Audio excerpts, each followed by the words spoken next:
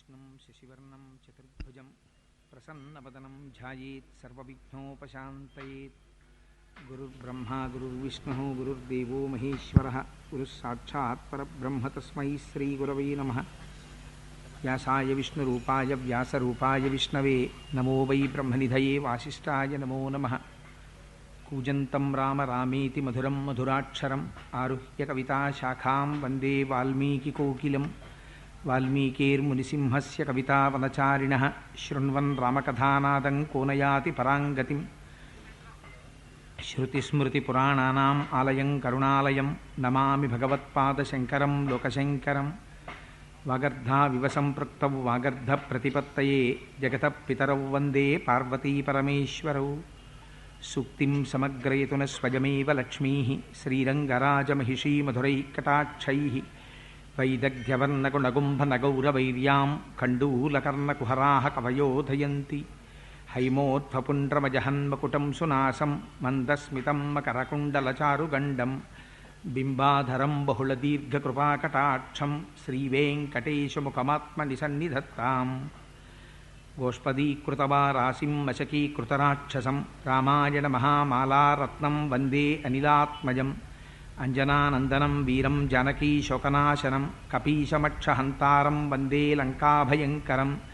अमिषीकृतमार्ताण्डं गोष्पदीकृतसागरं तृणीकृतदशग्रीवम् आञ्जनेयं नमाम्यहम्। उल्लङ्घ्य सिन्धोः सलिलं सलीलं यशोकबह्निं जनकात्मजायाः आदाय तेनैव ददाह लङ्कां नमामि तं प्राञ्जलिराञ्जनेयम्। आञ्जनेयमतिपाटलाननं काञ्चनाद्रिकमनीयविग्रहं पारिजाततरुमूलवासिनं भावयामि पवमाननन्दनं। यत्र यत्र रघुनाथकीर्तनं तत्र तत्र कृतमस्तकाञ्जलिं बाष्पवारि परिपूर्णलोचनं मारुतिं नमत राक्षसान्तकम्। जयच्यति बलो रामो लक्ष्मणश्च महाबलः राजा जयति सुग्रीवो राघवेणाभिपालितः। दासोऽहं कोसलेन्द्रस्य रामस्याक्लिष्टकर्मणः हनुमान् शत्रुसैन्यानां निहन्ता मारुतात्मजः। न रावणसहस्रं मे युद्धे प्रतिफलं भवेत् शिलाभिस्तु प्रहरतः पादपैश्च सहस्रशः। अर्दयित्वा पुरीं लङ्काम् अभिवज्य च मैथिलीं समृद्धार्धो गमिष्यामि मिषतां सर्वरक्षसां। धर्मात्मा सत्यसन्धश्च रामो दाशरथिर्यदि पौरुषे च प्रतिद्वन्द्वशरैनं जहिराविणम्। अपदामपहर्तारं दातारं सर्वसम्पदां लोकाभिरामं श्रीरामं भूयो भूयो नमाम्यहम्। श्रीरामचन्द्रं श्रितपारिजातं सीतामुखाम्बोरुहचिञ्चरीकः समस्तकल्याणगुणाभिरामः निरन्तरं मङ्गलमातनोतु। वामाङ्कस्थितजानकी परिलसत्कोदण्डदण्डङ्करे चक्रं चोर्ध्वकरेण बाहुयुगले शङ्खं शरं दक्षिणे बिभ्राणं जलजातपत्रनयनं भद्राद्रिमूर्ध्नि स्थितं। केयूरादिविभूषितं रघुपतिं सौमित्रियुक्तं भजे। सिन्धूरारुणविग्रहां त्रिनयनां माणिक्यमौलिस्फुरत्तारानायकशेखरां स्मितमुखीम् आपीनवक्षोरुहां पाणिभ्याम् अळिपूर्णरत्नचषकं रक्तोत्पलं बिभ्रतीं सौम्यां रत्नघटस्थरक्तचरणां ध्यायेत्परेदम्बिकाम्। हरिः ओं। परमेश्वरस्वरूपैన సభకి నమస్కారం.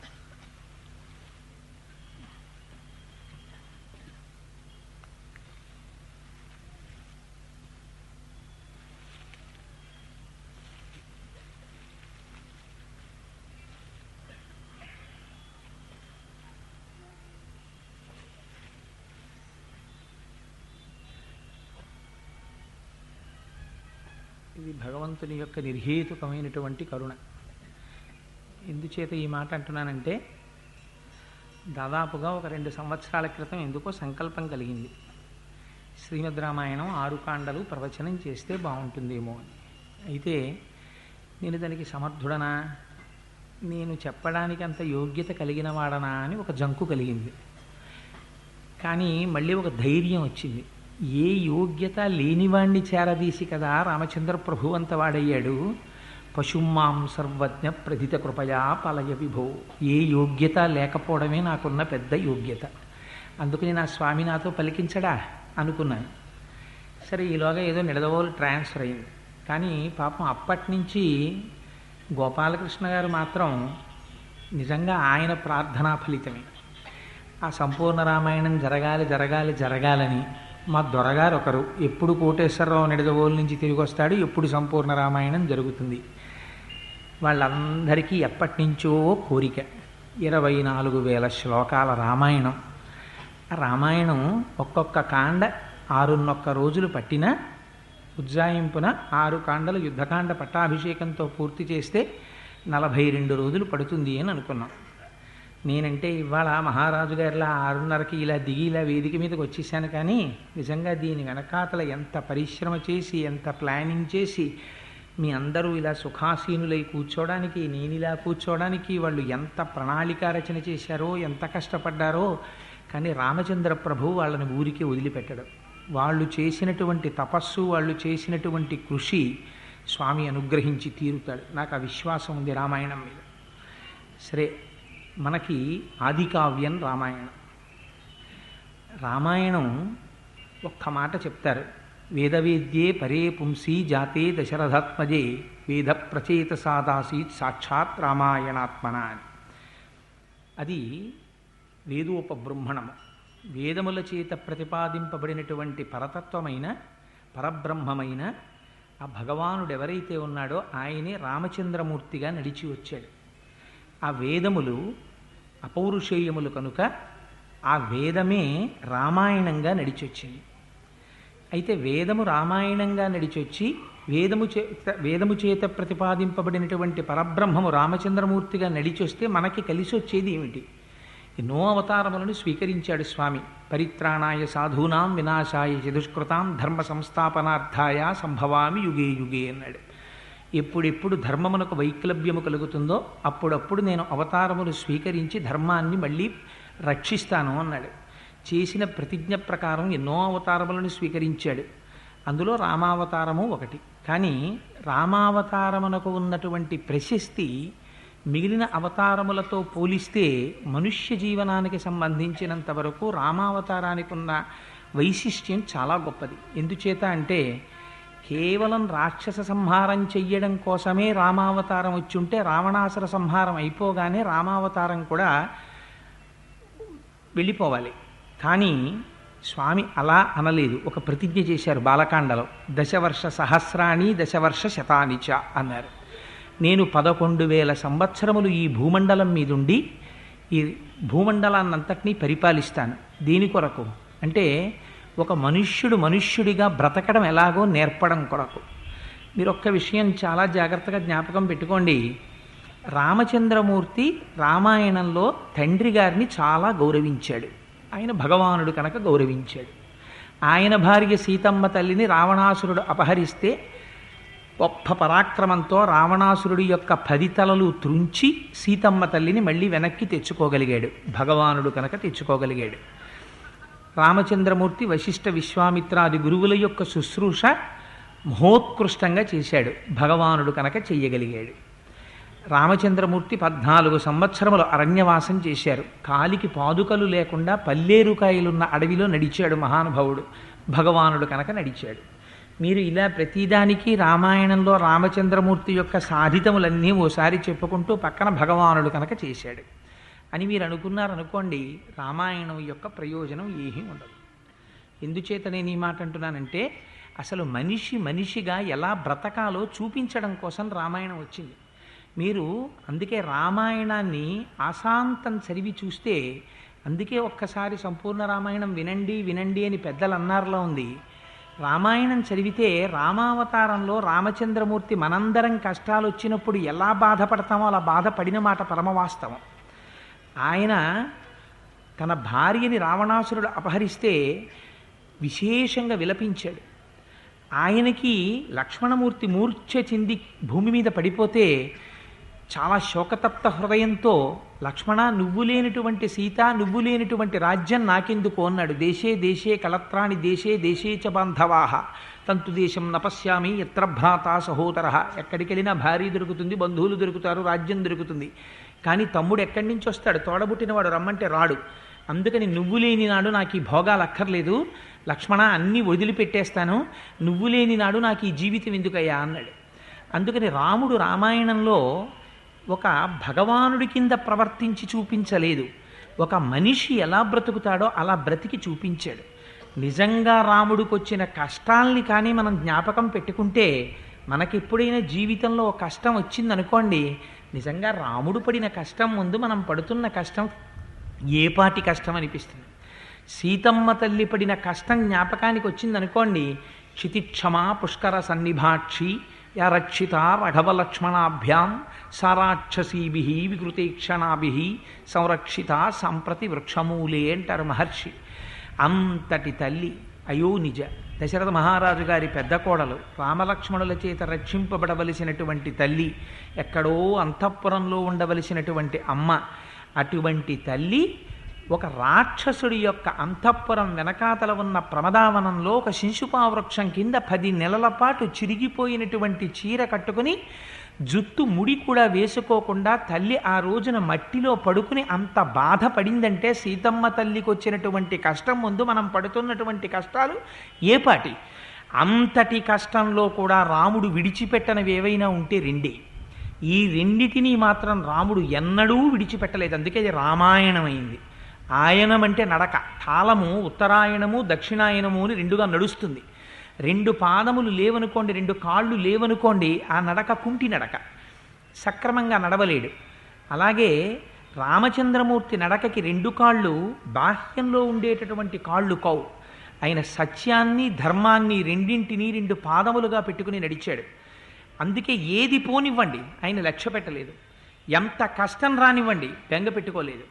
ఆయన విడిచిపెట్టనివి ఏవైనా ఉంటే సత్యము ధర్మము, ఈ రెండిటినీ మాత్రం జీవితంలో విడిచిపెట్టలేదు. సత్యధర్మములను నమ్ముకున్న వాడిని ఆ 2 ఎలా కాపాడతాయో రామాయణం మనకి చూపిస్తుంది. ఒక పక్క ఇంద్రజిత్ వేసినటువంటి బాణముల చేత కట్టపడి యుద్ధభూమిలో పడిపోతే ఎవరు ఆహ్వానించారని వచ్చాడు గరుత్మంతుడు ఆ రోజున. ధర్మాన్ని అనుష్ఠించినటువంటి వ్యక్తిని దైవం ఎలా కాపాడుతుందో, సత్యాన్ని పట్టుకున్నటువంటి వ్యక్తిని పరమేశ్వరుడు ఎలా రక్షిస్తాడో మనకి రామాయణం చూపిస్తుంది. అందుకే రామాయణం ఎంతకాలం ఉంటుందో, రామాయణం ఎంతకాలం చదువుకుంటామో, రామాయణం ఎంతకాలం వింటామో, రామాయణం పట్ల విశ్వాసం మనకి ఎంతకాలం ఉంటుందో అంతకాలం మాత్రమే మానవత్వం కూడా నిలబడుతుంది. మానవత్వం లేనినాడు మానవుడిగా జన్మించే ప్రయోజనం లేదు. బాహ్యంలో అనేకమైనటువంటి ఉపాధులు తిరుగుతున్నాయి. ఆ ఉపాధులతో పాటుగా ఇది కూడా ఒక ఉపాధి. కేవలం మనుష్య ఉపాధితో వచ్చినంత మాత్రము చేత ఒరిగేటటువంటి ప్రయోజనం ఏమిటి? కానీ ఈ ఉపాధిలో ప్రవేశించి వచ్చినందుకు ఒక మనిషిగా ఎలా బ్రతకాలో తెలుసుకోవాలంటే రామాయణం తప్ప వేరొక గతి మనకి లేదు. ఇందుచేత ఎన్నో ధర్మాలు ఉండొచ్చు, కానీ ఆ ధర్మాలన్నీ చదువుతుంటే ఏదో చెప్పారండి పెద్దల ధర్మాలు అనిపిస్తుంది. కానీ ఎన్ని ఆటుపోట్లు ఎదురైనా జీవితంలో ఆ ధర్మాన్ని విడిచిపెట్టకుండా నడిచినటువంటి ఒక మహాపురుషుడి యొక్క జీవితమే రామచంద్రమూర్తి యొక్క జీవితం. తను ఒక రాజారాముడిగా ఉండవలసి వస్తే సీతమ్మ తల్లిని పరిత్యాగం చేశాడు. ఒక తమ్ముడి దగ్గర ఎలా ప్రవర్తించాలో రాముడు నేర్పుతాడు. ఒక తండ్రి దగ్గర ఎలా ప్రవర్తించాలో రాముడు నేర్పుతాడు. ఒక గురువు దగ్గర ఎలా ప్రవర్తించాలో రాముడు నేర్పుతాడు. తన భార్య దగ్గర ఎలా ప్రవర్తించాలో రాముడు నేర్పుతాడు. ఒక మాట ఎలా మాట్లాడాలో రాముడు నేర్పుతాడు. ఒక మాట మాట్లాడితే ఆ మాటకి కట్టుబడడం ఎలాగో రాముడు నేర్పుతాడు. ఇది రామాయణానికి ఉన్నటువంటి గొప్పతనం. అందుకే మన పెద్దలైనటువంటి వారు రామాయణాన్ని ఎన్నడూ విడిచిపెట్టలేదు. ఎంతమంది కానివ్వండి, విశ్వనాథ సత్యనారాయణ గారు అంటారు రామాయణ కల్పవృక్షం రాస్తూ, మళ్ళీ అందరూ రాసిన రామాయణమే నేను రాయడం ఎందుకు అంటే, ప్రతి పూట తిన్నన్నమే మళ్ళీ ఎందుకు తింటున్నావు అంటే, అన్నం తినకపోతే ఉండలేవు కనుక. రామాయణం లేనినాడు అసలు మనిషికి జీవితమే లేదు. మనిషి జీవితాన్ని మనిషి జీవితంగా నిలబెట్టగలిగింది, మనిషిగా ప్రవర్తింపచేయగలిగింది సృష్టిలో రామాయణం ఒక్కటే. ఎక్కడ రామాయణం చెప్పబడుతుందో, ఎక్కడ రామాయణం వింటారో అక్కడక్కడ దేవతలందరూ వచ్చి వింటారు. కాదు కాదు, అన్నిటికన్నా గొప్ప విషయం, ఎత్ర ఎత్ర రఘునాథ కీర్తనం తత్ర తత్ర కృతమస్తకాంజలిం బాష్పవారి పరిపూర్ణలోచనం మారుతిం అవతరాక్షసాంతకం.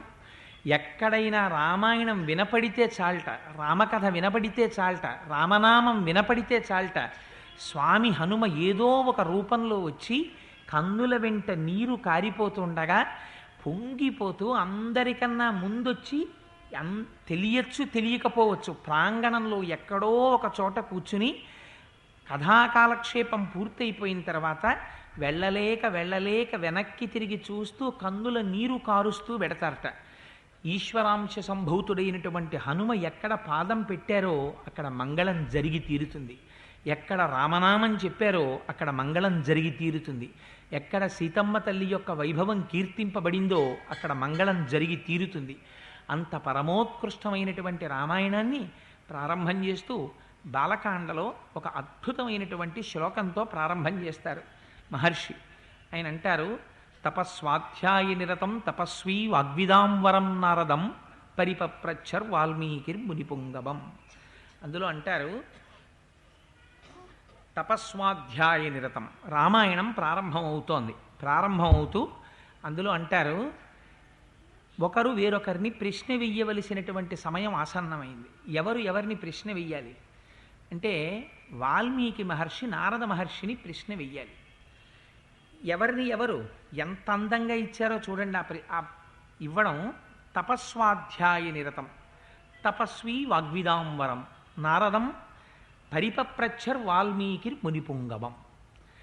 నారద మహర్షిని ఉద్దేశించి పరిప్రశ్న వెయ్యడానికి సిద్ధపడుతున్నారట ఎవరు? వాల్మీకి. అసలు ఆ వాల్మీకి అనేటటువంటి మాటే చాలా ఆశ్చర్యకరమైనటువంటి పేరు. ఎందుచేత అంటే మనకి వాల్మీకి మహర్షి గురించి లోకంలో అనేకమైనటువంటి కథలున్నాయి. అసలు వాల్మీకి అంటే పుట్టలోంచి బయటికి వచ్చిన వారు కాబట్టి, వాల్మీకము నుంచి ఉద్భవించినటువంటి వారు కాబట్టి వారికి వాల్మీకి అని పౌరుషనామం వచ్చింది. అసలు వాల్మీకి మహర్షి యొక్క జీవిత వృత్తాంతం ఏమిటి? అసలు ఈ వాల్మీకి ఎవరు?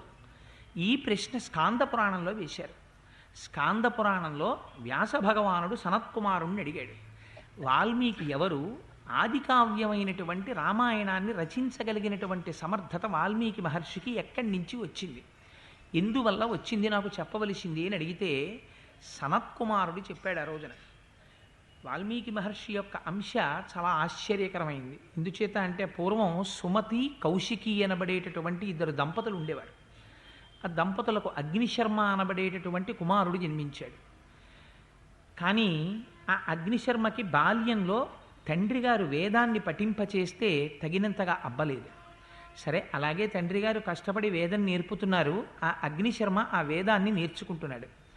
సాధారణంగా బ్రాహ్మణులు ఆ రోజులలో ఒకరిచ్చేటటువంటి దానము చేత ధర్మము చేత జీవనం చేసేవారు. అది కూడా ఎంతో అవసరం పడితేనే దానం పట్టేవారు, లేకపోతే దానం పట్టేవారు కాదు. అటువంటి స్థితిలో ఆ రాజ్యమంతా క్షామం వచ్చింది. అసలే క్షామంతో అలమటించిపోతున్నటువంటి రాజ్యంలో దాన ధర్మాలు ఎక్కడి నుంచి జరుగుతాయి? అందుకని దాన ధర్మములు లుప్తమైపోతున్నాయని అగ్నిశర్మ తన భార్యని తల్లిదండ్రులైనటువంటి సుమతి కౌశికిని తీసుకుని అరణ్యంలోకి ప్రవేశించి అక్కడ ఒక వటకుటీరాన్ని నిర్మించుకొని అక్కడ దొరికినటువంటి కందమూలాలు తేనె మొదలైనవి తెచ్చుకుని జీవనం గడుపుతున్నాడు. కానీ వేదం తగినంతగా నేర్చుకున్నవాడు కాకపోవడం చేత, సాత్వికమైనటువంటి ప్రవృత్తి లోపించడం చేత ఆ అరణ్యంలో తిరిగేటటువంటి దారి దొంగలతో స్నేహం కుదిరింది. వారితో స్నేహం చేశాడు. వచ్చిపోయేటటువంటి వారినందరినీ వేధించి వారి దగ్గర ఉన్నటువంటి సొమ్ముని అపహరించడానికి అలవాటు పడ్డాడు. ఆయన ఒకనాడు అదృష్టం అటుగా మహర్షులు వెళ్ళిపోతున్నారు. వెళ్ళిపోతుంటే ఆ మహర్షుల దగ్గరికి వచ్చి, వాళ్ళ దగ్గర ఏముంటాయి మహర్షుల దగ్గర? వాళ్ళు కట్టుకున్నటువంటి వస్త్రాలు, చేతిలో ఉన్నటువంటి బ్రహ్మదండం, కమండలం అవి ఉన్నాయి. దొంగవాడికి ఏది దొరికినా లాభమే కదా, అదేం కష్టపడి సంపాదించాలి కనుకనా. అందుకని మీ దగ్గర ఉన్నటువంటి ఈ వల్కములు, ఆ బ్రహ్మదండము మొదలైనటువంటివన్నీ కింద పెట్టండి, లేకపోతే మీ ప్రాణాలు తీసేస్తానన్నాడు. అంటే అత్రి మహర్షి అన్నారు, ఏమయ్యా దేనికోసం ఇంత కష్టపడి ఇతరుల యొక్క ప్రాణములను కూడా తీసి నువ్వు ఈ సంపాదన ఇలా సంపాదిస్తున్నావు అని అడిగారు. ఆయన అన్నాడు, నా పొట్ట పోసుకోవడానికి, నన్ను నమ్ముకున్నటువంటి నా భార్యా బిడ్డలు తల్లిదండ్రుల యొక్క పొట్ట పోషించడానికి అన్నాడు. నీ పొట్ట పోసుకోవడానికి, నీ వారి పొట్ట పోసుకోవడానికి ఇంతకన్నా వేరొక వృత్తి నీకు దొరకలేదా? ఇంత కష్టపడి సంపాదిస్తున్నావే, ఇన్ని పాపములు మూట కట్టుకుంటున్నావే, ఇన్ని పాపములు మూట కట్టుకొని నువ్వు సంపాదించినటువంటి ధనంలో దాని వలన సంపాదించినటువంటి సామాగ్రితో జీవనం గడుపుకుంటున్నటువంటి నీవారని నీవనుకుంటున్న వారు నీ పాపములో ఎంత ఫలితాన్ని తాము కూడా వాటా తీసుకోవడానికి సిద్ధంగా ఉన్నారో వెళ్ళి అడిగిరా అన్నారు. ఈ మాట ఏదో కొంచెం ఆలోచించవలసిందిగా అనిపించి సరే మీరు ఇక్కడే ఉండండి, వెళ్ళిపోకండి, నేను మళ్ళీ వస్తానన్నాడు. వాళ్ళు ఎందుకు వెళ్ళిపోతారు? ఋషులు. మేము ఇక్కడే ఉంటాం, వెళ్ళి రమ్మన్నారు. వెళ్ళి అడిగాడు, తల్లిని అడిగాడు, తండ్రిని అడిగాడు, భార్యని అడిగాడు, బిడ్డలను అడిగాడు. వాళ్ళు అన్నారు, పోషించడం నీ కర్తవ్యం, నువ్వు పోషిస్తున్నావు. ఎలా తెచ్చావు, ఎక్కడి నుంచి తెచ్చావు మాకు అనవసరం, నువ్వు తెచ్చావు మేము అనుభవిస్తాం, నువ్వు ఎలా తెచ్చావన్న దానికి ఫలితాన్ని నువ్వు అనుభవిస్తావు, అందులో వాటా మేమేం పుచ్చుకోమన్నారు. చాలా బాధ కలిగింది. ఇన్నాళ్ళు ఇన్ని తప్పు పనులు చేశాను, ఇప్పుడు ఈ ఫలితం పుచ్చుకునేవాడు ఎవరూ లేరు, నేనే అనుభవించాలి ఈ ఫలితాన్ని. ఈ మాట చాలా క్లేశంగా అనిపించింది. ఇప్పుడు ఎవరు నన్ను రక్షిస్తారనుకున్నాడు. చేసినటువంటి పాపములు నివృత్తి కావాలి, అది ఆ సమయంలో ఆయనకున్న కోరిక రామాయణం రాయడం కాదు. ఆయన ఇంత పాపం నేను మూట కట్టేసుకున్నాను, దీన్ని వాటా వేసుకునేవాడు లేడు, కాబట్టి ఈ పాపం నాకు ఎలా పోతుంది, ఈ బెంగ పట్టుకుంది. పరుగున మళ్ళీ ఋషుల దగ్గరికి వచ్చాడు. ఋషుల దగ్గరికి వచ్చి పశ్చాత్తాపంతో కన్నీరు కార్చి నా పాపలు పోయేటటువంటి మార్గాన్ని ఉపదేశం చేయమని అడిగాడు. అడిగితే ఋషులు అన్నారు, అత్రి మహర్షి వంక తిరిగి, ఆధ్యాత్మిక ఆదిభౌతిక ఆదిదైవికం అనేటటువంటి తాపములకు అతీతమై త్రిగుణాతీతుడవై ఉండేటటువంటి వాడివి కదా మహానుభావ, నీ మాటల వల్ల కదా ఇంత మారేడు ఒక దారి దొంగగా ఉన్న బ్రాహ్మణుడు, అందుచేత నువ్వే వారికి ఏదైనా ఉపదేశం చెయ్యవలసింది అన్నారు. స్కాందపురాణంలో చెప్పిన విషయం వాల్మీకి మహర్షికి లేదా అగ్నిశర్మకి ఆ రోజున అత్రి మహర్షి ఏ నామమును ఉపదేశము చేయలేదు, కేవలము ఒక ధ్యానమును మాత్రమే ఇచ్చారు. నువ్వు అంతర్ముఖుడవై జ్ఞానమును పొందవలసింది, ధ్యానము చేయవలసింది అని చెప్పారు. ఆయన ధ్యానమునందు నిమగ్నుడయ్యాడు. ఈ మాట చాలా మీరు జాగ్రత్తగా గుర్తుపెట్టుకోవాలి. బాహ్య ప్రపంచంలో ఉండేటటువంటి విషయముల పట్ల అనురక్తి కలిగితే ఇంద్రియాలు విచ్చలవిడిగా తిరుగుతాయి. ఎప్పుడైతే ఇంద్రియాలు వెనక్కి తిరిగి ఒక లక్ష్యం మీద ఏకోన్ముఖమైపోయాయో అప్పుడు ధ్యాన నిమగ్నుడై ఉండిపోయాడు. ఋషులు వెళ్ళిపోయారు.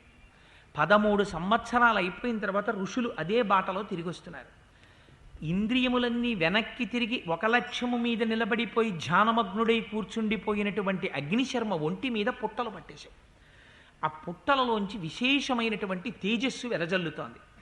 ఆ తేజస్సు బయటికి వస్తుంటే చూశారు ఋషులు. చూసి చాలా ఆశ్చర్యపోయారు. ఏమిరా ఇది, మనం ఇంతకుముందు ఎప్పుడో ఇటుగా వెళ్ళిపోతూ ఇతనికి ఉపదేశం చేసి వెళ్ళాం, నువ్వు ధ్యానములో ఉండవలసింది అని. ఆ వ్యక్తే ఇందులో ఉన్నాడు. ఇవాళ ఎటువంటి స్థితిని పొందాడంటే అసలు బాహ్య ప్రపంచంతో సంబంధం లేదు, అంతగా ఇంద్రియాలన్నీ ఏకోన్ముఖం అయిపోయాయి. కేవలం ఒక లక్ష్య సిద్ధి కోసమని బయట పుట్టలు పట్టినా తెలియనటువంటి స్థితిలో ఉన్నాడు అని వాళ్ళు ఆశ్చర్యపోయి ఋషులు అందులో ఉన్నటువంటి వ్యక్తిని పిలిచారు. వాళ్ళు ఏమని, వాల్మీకి రితితే నామా భువిఖ్యాతం భవిష్యతి అన్నారు. ఇక మీదట మేము చెప్పినటువంటి ధ్యానమునందు మగ్నుడవై మీద పట్టినటువంటి పుట్టలను కూడా గుర్తెరగక ధ్యానము చేసిన వాడివి కనుక నిన్ను వాల్మీకి అని పిలుస్తారు, నువ్వు పుట్టలోంచి పైకి రా అని పిలిచారు. ఇది పౌరుషనామం ఇది. అందుకని వాల్మీకి స్వతసిద్ధమైన పేరు కాదు, ఆయన పేరు అగ్నిశర్మ. ఆయన భారద్వాజ గోత్రీకుడు, సద్బ్రాహ్మణుడు. ఆ పుట్టలోంచి బయటికి వచ్చాడు. వచ్చిన తరువాత ఋషులందరికీ పాదాలకి నమస్కారం చేశాడు. నన్ను ఏం చెయ్యమంటారని అడిగారు.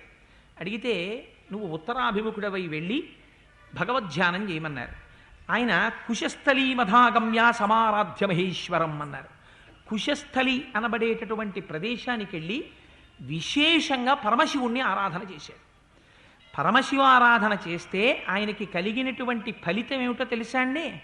3 మూర్తులకును 3 లోకములకు 3 కాలములకు మూలమగుచు భేదమగుచు తుదిక భేదమయ్యొప్పారు బ్రహ్మమనగ నీవే పాలనయన. ఒకే పరబ్రహ్మం సృష్టి స్థితి లయ చేసేటప్పుడు, సృష్టి చేసేటప్పుడు బ్రహ్మగా ఉంటుంది, స్థితి చేసేటప్పుడు శ్రీ మహావిష్ణువుగా ఉంటుంది, లయ చేసేటప్పుడు పరమేశ్వరుడిగా ఉంటుంది. అందుకని ఒకే పరబ్రహ్మాన్ని 3గా ఉంటుంది కనుక అపారమైన శివారాధన చేసినటువంటి ఫలితం చేత మహేశ్వరానుగ్రహంతో విష్ణు కథ చెప్పేటటువంటి అదృష్టాన్ని వాల్మీకి పొందాడు. విష్ణు కథ చెప్పడానికి ఉపదేశం చేసిన వారెవరు? బ్రహ్మగారు ఉపదేశం చేశారు. ఇప్పుడు వాల్మీకి ఎవరి అనుగ్రహాన్ని పొందాడు? త్రిమూర్తుల యొక్క అనుగ్రహాన్ని పొందాడు. చేసినది మహేశ్వరారాధన, పొందినది బ్రహ్మగారి యొక్క అనుగ్రహం, చెప్పినది శ్రీ మహావిష్ణువు యొక్క కథ. అందుకని ఈ ముగ్గురి యొక్క అనుగ్రహాన్ని పొందినటువంటి వాడు కనుక పౌరుషనామంతో ఆయన్ని వాల్మీకి అని పిలిచారు. అటువంటి అగ్నిశర్మ ఆ వాల్మీకి మహానుభావుడు ఆయన రామాయణాన్ని రచించవలసినటువంటి సమయం ఆసన్నమైంది. ఆసన్నమైతే బాలకాండలో మొట్టమొదటి శ్లోకాన్ని రచించారు. ఏమని? తపస్వాధ్యాయ నిరతం తపస్వీ వాగ్విదాంవరం నారదం పరిపప్రచ్చర్ వాల్మీకిర్ మునిపుంగవం. తపస్వి అయినటువంటి వాల్మీకి, తపస్సు స్వాధ్యాయ నిరతుడైనటువంటి వాడు, ముని అయినటువంటి వాడు, గొప్ప వాగ్విదాంవరుడైనటువంటి నారద మహర్షిని పరిప్రశ్న చేశాను. ఇది ఏదైనా ఆదికావ్యాన్ని ప్రారంభం చేసే ముందు ఒక పరమోత్కృష్టమైనటువంటి మాటతో ప్రారంభం కావాలి. జీవితంలో రామాయణం మనకి నేర్పేటటువంటి సందేశం ఏమిటో తెలుసండి? నువ్వు ఏ పని చేసినా అన్నిటికన్నా జీవితంలో గొప్పదేది? గురువుగారిని తలుచుకోవడం కన్నా గొప్పది వేరొకటి లేదు. అందుకే మనం పూజ చేసిన గురుర్బ్రహ్మ గురుర్విష్ణు గురుర్దేవో మహేశ్వర గురు సాక్షాత్ పరబ్రహ్మ తస్మై శ్రీ గురవే నమః అంటాం. గురువుని తలుచుకోవడం, గురువు చెప్పినటువంటి మాటలను జ్ఞాపకం తెచ్చుకోవడం, ఇంతకన్నా గొప్ప మంగళాచరణం ప్రపంచంలో ఉండదు. అందుకని తనకి గురువుగా ఆనాడు పరిప్రశ్న చేస్తే ఎవరు రామాయణాన్ని భాషింపచేశారో ఆ నారద మహర్షిని జ్ఞాపకం తెచ్చుకుంటున్నారు. ఎటువంటి వాట నారదుడు? నారదుడంటే మహానుభావుడు. ఆయన గురించి తపస్సు కలిగినవాడు, స్వాధ్యాయ నిరతుడు. తపస్సు అంటే కృచ్ఛ చాంద్రాయణాది వ్రతములను ఆచరించి నిత్య నైమిత్తిక కర్మలను సక్రమంగా అనుష్ఠానం చేస్తూ ఈ శరీరమునకు ఉండేటటువంటి జ్ఞానేంద్రియ కర్మేంద్రియ సంఘాతము విషయ ప్రపంచం వైపుకి తిరగకుండా వాటిని వెనక్కి తిప్పి శరీరాన్ని జాగ్రత్తగా సాత్వికమైనటువంటి పదార్థము చేత మాత్రమే పోషించి ఆ ఇంద్రియములను భగవంతుడి వైపుకి తిప్పి నిరంతరము ఈశ్వరుడి గురించి తపించినటువంటి వాడెవరుంటాడో వాడు తపస్వి. అందుచేతనే అటువంటి తపస్సు చేత ఏమవుతుంది? వారు నిత్య నైమిత్తిక కర్మాచరణమునందు వైక్లభ్యమును పొందరు. నిత్యకర్మ అంటే మనం ఎట్టి పరిస్థితులలోనూ చెయ్యవలసినవి కొన్ని ఉంటాయి. అది మీరు ఏ కారణం చేత ఆపడానికి వీలు లేదు. సంధ్యావందనం ఉంటుంది. సంధ్యావందనాన్ని మీరు ఏ కారణం చేత ఆపడానికి వీలు లేదు. మీరు క్షేత్రానికి వెళ్ళారు, కూర్చుని సంధ్యావందనం చేసుకోవలసిందే. మీరు ప్రయాణంలో ఉన్నారు, సంధ్యావందనం చేయవలసిందే. ఎక్కడ ఉన్నా సంధ్యావందనం మాత్రం చెయ్యాలి. దీన్ని నిత్యకర్మ అంటారు. నైమిత్తిక కర్మ అని ఉంటుంది. నైమిత్తికము అంటే ఒక్కొక్క పర్వదినం వస్తుంది. ఇవాల్టి రోజున ప్రమోత్కృష్టమైనటువంటి రోజు, గురువారంతో కూడుకున్నటువంటి పుష్యమాసంలో వచ్చినటువంటి ఏకాదశి దినం. ఇది చాలా గొప్ప రోజు. అందుకనే ఈరోజు రామచంద్రమూర్తి రామాయణాన్ని ప్రారంభింపజేశారు. సరే, అలా నైమిత్తికము అంటే కొన్ని ప్రత్యేకమైనటువంటి రోజులలో చేయవలసినటువంటి ప్రత్యేకమైన కర్మలకి నైమిత్తిక కర్మలని పేరు. నిత్య నైమిత్తిక కర్మలను రెండిటినీ చేస్తూ నిరంతరం భగవంతుడి గురించినటువంటి ఆలోచన చేస్తూ కృచ్ఛ్రాంద్రాయణాది వ్రతములను ఆచరిస్తూ ఎవరు ఉంటారో అటువంటి వారిలో సత్వగుణం, గొప్ప శుద్ధ సత్వము ఆవిర్భవిస్తుంది. ఆ సత్వగుణం దేనికి ప్రాతిపదిక అవుతుంది? వేదాధ్యయనమునకు ప్రాతిపదిక అవుతుంది. అటువంటి వాడు వేదాధ్యయనం చేస్తాడు. ఆ వేదం ఒకనాడు ఎందుకు పనికొస్తుంది? బాహ్యంలో యజ్ఞయాగాది క్రతువులను చేసి ఇహమునందు పొందవలసినటువంటి సమస్త సౌఖ్యములను పొందడానికి వేదమే ఆధారం. కాదు, ఇతర లోకములలో పొందవలసినటువంటి ప్రయోజనాలకి వేదమే ఆధారం కాదు. ఇంకా వేదంలో మీరు జ్ఞానకాండలోకి వెళ్ళారనుకోండి, అసలు మళ్ళీ ఈ శరీరంతో పుట్టవలసినటువంటి అవసరం లేనటువంటి జ్ఞానాన్ని పొందడానికి కావలసినటువంటి సమస్త సంభారములు వేదము నుంచే మనకు వస్తాయి. అందుకని ఏమవుతుంది? నిత్య నైమిత్తిక కర్మాచరణము కలిగినటువంటి తపస్వి అయి స్వాధ్యాయ నిరతుడై, అది ఎప్పుడు? నిరంతరము, ఒకప్పుడు ఇంకొక నాడు కాదు. అది ఒక అలవాటుగా తాను చేయకుండా ఉండలేక నిరంతరము వేదమును మననం చేస్తూ, ఇది ముని అంటే మననము చేయువాడు. ఎందుకు మననం? మననము అంటే మనస్సు యొక్క ధర్మము. జ్ఞాపకం పెట్టుకోండి. మనస్సు ఏం చేస్తుంది? మీకు ఏ వస్తువు పట్ల ప్రీతి ఉందో ఆ వస్తువు చుట్టూ తిరుగుతుంటుంది. మిమ్మల్ని మీరు ఎప్పుడైనా ఒక్కసారి పరిశీలన చేసుకోండి. మీకు ఏ వస్తువు పట్ల చాలా ఇష్టం ఉందో ఆ వస్తువు చుట్టూ మనస్సు తిరుగుతుంది. అదే మనస్సుకున్నటువంటి గొప్ప బలం, అదే మనస్సుకున్న గొప్ప బలహీనత. మీరు పూజ చేస్తూ ఉండండి, అది తనకిష్టమైన వస్తువు దగ్గరికి వెళ్ళిపోతుంది. మీరు మనస్సుకి తీసుకెళ్ళి భగవంతుణ్ణి ఆలంబనంగా ఇవ్వడం అలవాటు చేశారనుకోండి, ఇస్తే తపస్సు చెయ్యడం ప్రారంభం చేస్తే ఈ మనస్సు క్రమంగా భగవంతుడి చుట్టూ తిరగడం ప్రారంభం చేస్తుంది. అందుకని ఏమవుతుంది, మననము చేయువాడు ముని తనంత తాను ఎప్పుడూ మననం చేస్తూ ఉంటాడు. దానికి ఒక ప్రయోజనం ఉంటుందా? ఏం ప్రయోజనం ఉండదు. అలా మననం చేయకుండా ఉండలేడు. మనస్సు ప్రీతిపాత్రమైన వస్తువు చుట్టూ పరిభ్రమించినట్టు ఎప్పుడూ భగవంతుడి చుట్టూ మనస్సు తిరగగలిగినటువంటి స్థితిని పొందినటువంటి వాడై నిరంతర మననశీలుడై తపస్సు చేసి స్వాధ్యాయ నిరతుడై వీటన్నిటి చేత తాను పొందినటువంటి అనుభవం ఏదైతే ఉంటుందో, జ్ఞానం ఏదైతే ఉంటుందో, దాన్ని ఇతరులకి బోధ చేసేటప్పుడు అరటిపండు ఒలిచి నోట్లో పెట్టినంత సులువుగా అవతల వారిలో ఉండేటటువంటి అజ్ఞానమును దహించి జ్ఞానమును అందించగలిగినటువంటి వాగ్వైభవం ఎవరికి ఉంటుందో అటువంటి వాడు జ్ఞానమును ఇయ్యగలిగినటువంటి వాడు. వాడెవరు? సాక్షాత్తు గురువు. గుకారస్యంధకారస్యాత్ రుకారస్తన్నిరోధకృత్ అంధకార వినాశిత్వాత్ గురురిత్యభిధీయతే. ఎవరు అంధకారాన్ని పోగొట్టి జ్ఞానం ఇస్తున్నాడో వాడే గురువు. అజ్ఞానం తీసేదొకడు, జ్ఞానం ఇచ్చేదొకడు ప్రపంచంలో ఉండడు. ఎందుకనంటే లైటు వేశామండి చీకటి పోయిందండి అనరు. లైటు ఉంటే చీకటి ఉండదు, చీకటి ఉంటే లైటు లేదు. జ్ఞాపకం పెట్టుకోండి. దీపం ఉన్నది, చీకటి ఉండదు. చీకటి ఉన్నది, దీపము పెట్టలేదు. ఒకటే నిజం. అంచేత అజ్ఞానము పోయినది, మళ్ళీ ఇంకా జ్ఞానం ఒకటి బోధ చేయడం ఏమి ఉండదు. అజ్ఞానం పోవడం అంటే జ్ఞానమే మిగులుతుంది. ఇంకా జ్ఞానము కలిగినది, అజ్ఞానము పోయినది. అందుకని ఏమవుతుంది, ఏ మహాపురుషుడి యొక్క దర్శనం చేత తనలో ఉండేటటువంటి అజ్ఞానము పటాపంచలైపోతుందో అటువంటి గురువుకి నారదుడని పేరు. అందుకని నారం దదాతి ఇది నారదః.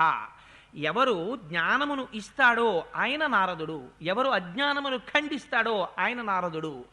అటువంటి నారదుణ్ణి ప్రశ్న వేశారు ఎవరు? వాల్మీకి మహర్షి. అడగడానికి ఈయనకున్న అధికారం ఏమిటి? ముందు తన అధికారం చూసుకోవాలి. ఎప్పుడు పడితే అప్పుడు ఎవరిని పడితే వారిని ప్రశ్న వేయడానికి వీల్లేదు. ముందు తను కొంత అధికారాన్ని పొందాలి. ఆయన తపస్సు చేశాడు, వాల్మీకి అయ్యాడు. గతంలో పూర్వనామం అగ్నిశర్మ, ఇప్పుడైన నామం వాల్మీకి. ఎందుకని? కొన్ని సంవత్సరముల పాటు తపించాడు. ఇప్పుడు శిష్యుడిగా యోగ్యతని పొందాడు. ఇప్పుడు వెళ్ళి ఎటువంటి ప్రశ్న వేస్తున్నాడు?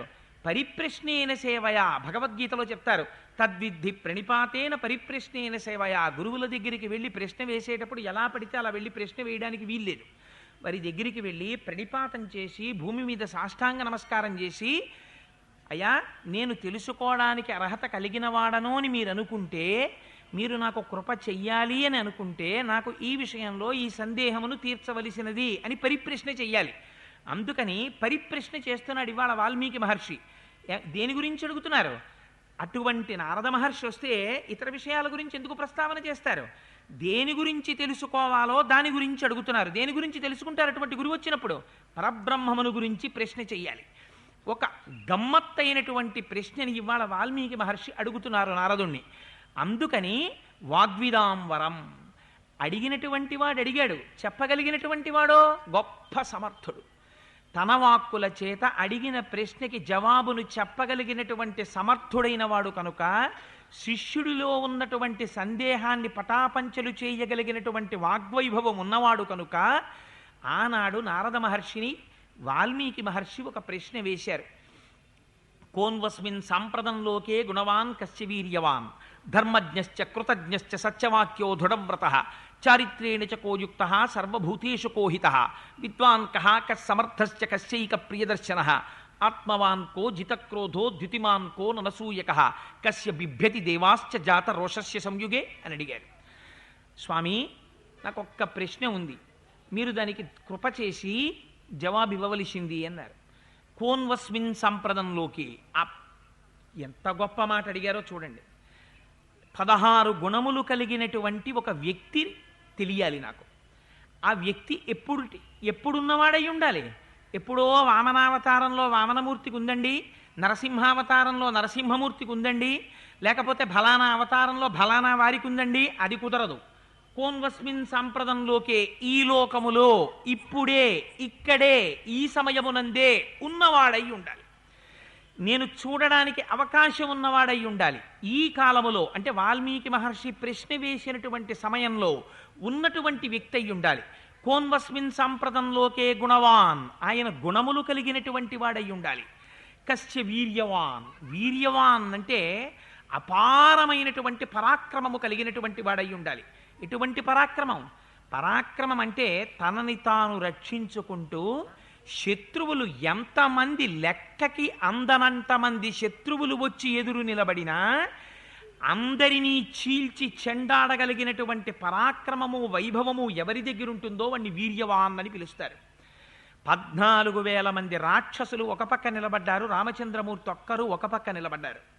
దాశరథీశతకంలో గోపరాజు గారు అంటారు, బండన భీముడు అర్థజన బాంధవుడు ఉజ్వల బాణతూణ కోదండ కళాప్రచండ భుజతాండవ కీర్తికి రామమూర్తికిన్ రెండవ సాటి దైవమిక లేడనుచున్ గడకట్టి భేరికా డండ డడాండ డాండ నినదంబుల జండము నిండమత్త వేదండము నెక్కి చాటెదను దశరథీ కరుణాపయోనిధి అంటారు.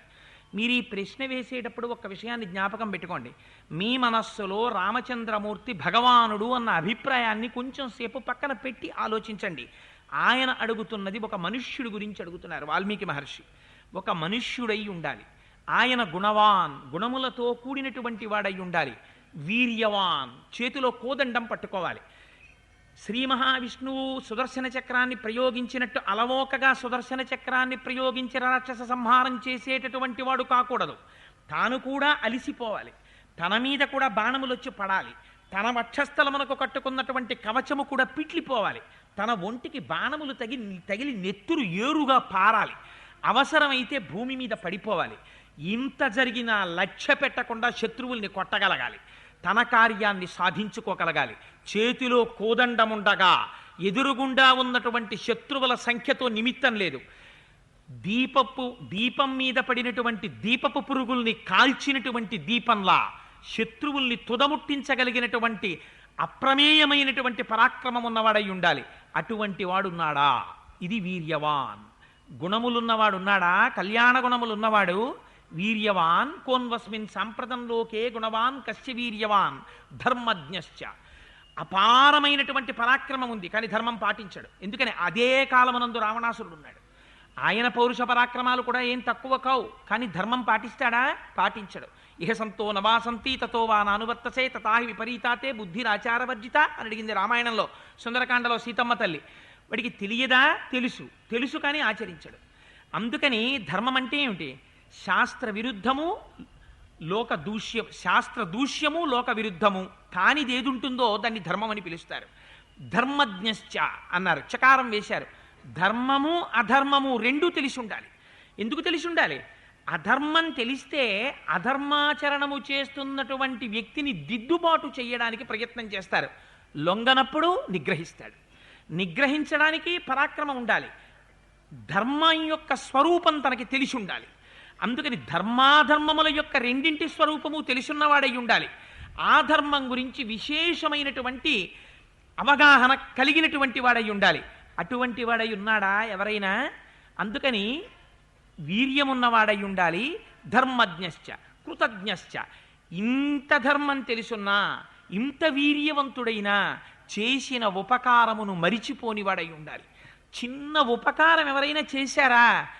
ఎంతవారండి మీరెంతవారండి అని కృతజ్ఞత ప్రకటించగలగాలి. అందుకే మీకు రామాయణంలో శృంగిబేరపురము అని పేరు దానికి. గుహుడు పరిపాలించినటువంటి నగరానికి. శృంగిబేరపురం అంటే ఏమిటో తెలుసా అండి? దారుణాతి దారుణమైన కృత్యములు చేసేటటువంటి స్థలము అని పేరు. ఎందుకని అంటే శృంగిబేరపురంలో గుహుడు ఏం చేస్తాడంటే లేళ్ళు, జింకలు మొదలైనటువంటి వాటి బొమ్మలు తీసుకొచ్చి పెడతాడు. పెడితే ఆ చుట్టుపక్కల ఉన్న లేళ్ళు, జింకలు చూసి మన జాతికి చెందిన జంతువులే ఇక్కడ ఉన్నాయని పరిగెత్తుకుంటూ వస్తాయి. వస్తే అప్పుడు వాటిని వల వేసి పట్టుకుంటాడు. పట్టుకుని వాటిని సంహరించి వాటి మాంసం తిని వాటి చర్మాన్ని ఉత్తరిస్తాడు. అంత క్రూరమైన దృష్టితో పనిచేసేటటువంటి వాడు ఉన్నాడే, అటువంటి గుహుడు రామా నేను నీవాడనయ్యా అన్నాడు. రాముణ్ణి ప్రేమించాడు.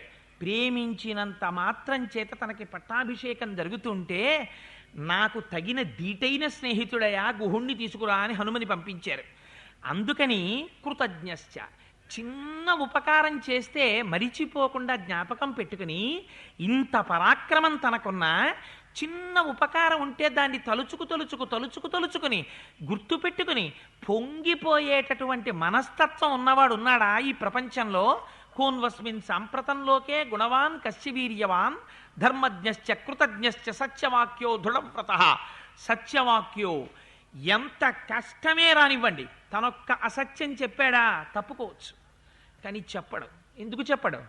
ఇప్పుడు ఈ అసత్యం చెప్తే నేను ఈ కష్టంలోంచి బయటపడిపోవచ్చు, కానీ ఇది కాదు నాకు రక్షణ. నేను ఇప్పుడు సత్యమే చెప్పి కష్టమే వచ్చినా శాశ్వతముగా నన్ను సత్యము రక్షిస్తుంది.